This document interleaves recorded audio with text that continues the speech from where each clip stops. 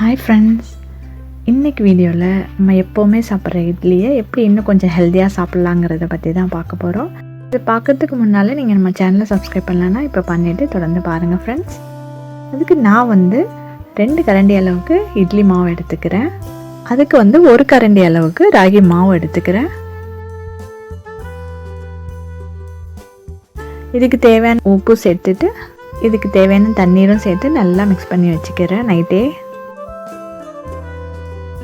நல்லா மிக்ஸ் பண்ணிவிட்டு இது ஒரு மூடி போட்டு வச்சிடலாம். நைட் ஃபுல்லாக இருக்கட்டும்.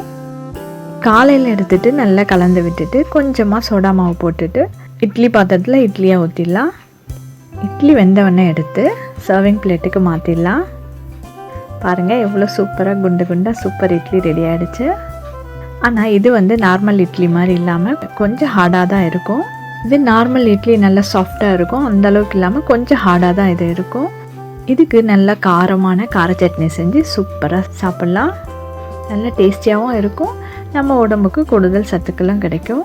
இதையே நம்ம ராகியை நம்ம ஊற வச்சு அரைச்சி செஞ்சோமா அது சாஃப்டாகவே இட்லி நல்லா கிடைக்கும். ஆனால் நம்ம இந்த மாதிரி மாவாக சேர்த்து செய்யும் போது கொஞ்சம் சாஃப்ட்னஸ் கொஞ்சம் கம்மியாக தான் கிடைக்கும். ஈஸியாக பண்ணணுன்னா நீங்கள் இந்த மாதிரி ட்ரை பண்ணுங்கள். ஓகே ஃப்ரெண்ட்ஸ், வீடியோ பிடிச்சிருந்தா சேனலை சப்ஸ்கிரைப் பண்ணுங்கள். மறக்காமல் உங்கள் ஃப்ரெண்ட்ஸ் அண்ட் ஃபேமிலிக்கும் ஷேர் பண்ணுங்கள். நெக்ஸ்ட் ஒரு இன்ட்ரெஸ்டிங்கான வீடியோவில் மீட் பண்ணலாம். தேங்க்யூ ஃப்ரெண்ட்ஸ், பாய்.